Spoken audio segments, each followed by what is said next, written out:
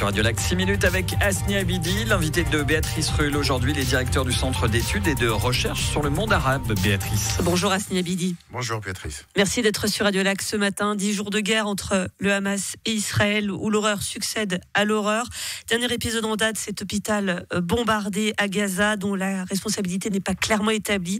Est-ce que c'est la pire crise qu'ait connue le Proche-Orient, Asni Abidi ? C'est une des pires crises qu'a connue le Proche-Orient, mais cette crise, elle est singulière parce qu'elle constitue un tournant d'abord dans le soutien de l'opinion publique, notamment dans le monde arabe, mais aussi, finalement, c'est un rappel brutal de la question la plus vulnérable dans ce genre de conflit, notamment le conflit israélo-palestinien, c'est la protection des civils. Les images de Gaza, elles sont terribles et elles ont un impact sur les populations arabes des pays environnants. On a vu ces manifestations qui se sont multipliées. Est-ce qu'il faut craindre un embrasement de la région ? Est-ce que potentiellement d'autres pays arabes pourraient entrer en guerre, par exemple, contre Israël ? C'est vrai que cette attaque constitue un tournant dans la mesure où elle était à l'origine même de l'annulation d'un sommet très important et attendu d'ailleurs par les Israéliens et par les Palestiniens. C'est le sommet qui devait réunir le président américain Joe Biden au roi jordanien, président égyptien et le chef de l'autorité palestinienne, et annulé ce sommet par Mahmoud Abbas. Ce n'est pas rien venant des États qui ont normalisé la relation avec Israël et avec la première puissance au monde. C'est un véritable camouflet qui a réduit la portée même de la visite de Biden.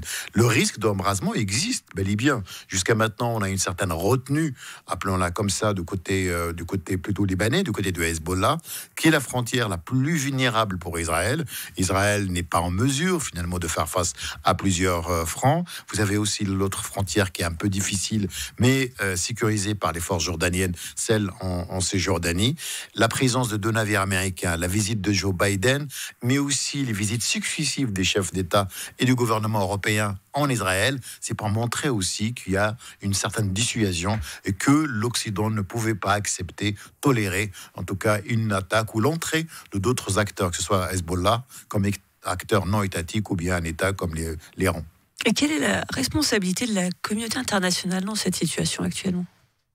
Alors, maintenant, je suis un peu sceptique sur le terme communauté internationale. Que reste-t-il de la communauté internationale ? On l'a bien vu, 2 votes au niveau du Conseil de sécurité. Les 2, certes, critiquables, les textes, mais les 2 ont été rejetés une fois par les États-Unis et d'autres pays, et hélas même par notre pays, la Suisse, qui demandait plutôt l'ouverture d'un couloir humanitaire et une trêve humanitaire. La deuxième, donc hier, une résolution qui a été proposée par le Brésil et aussi avec le veto américain et l'abstention russe.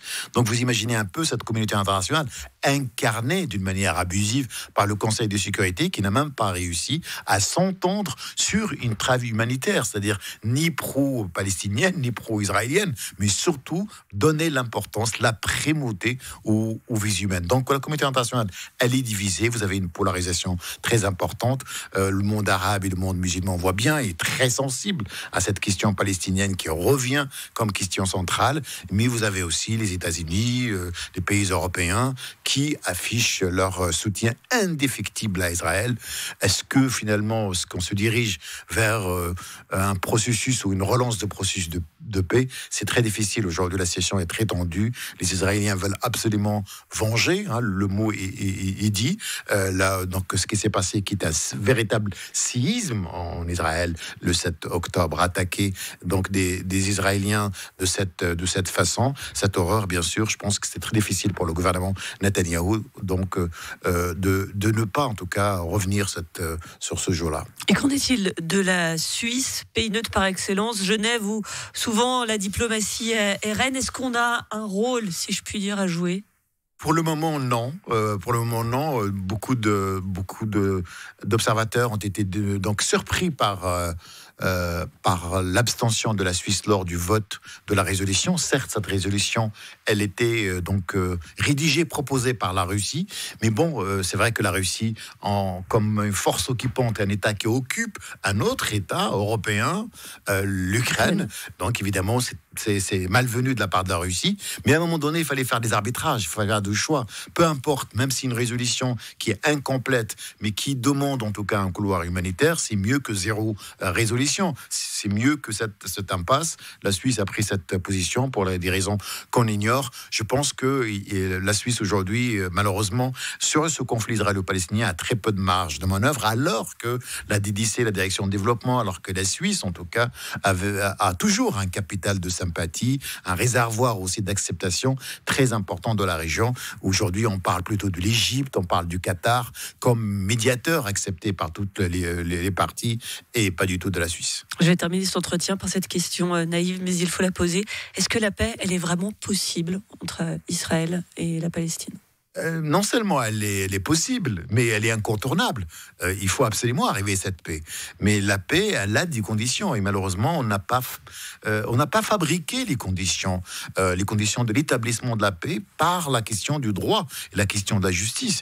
Nous avons donc des résolutions importantes. Nous avons des légalités internationales. En Suisse, on aime ce qu'on appelle la diplomatie multilatérale. Il faut absolument revenir au fondement de cette question. Comment Israéliens et Palestiniens puissent vivre ensemble.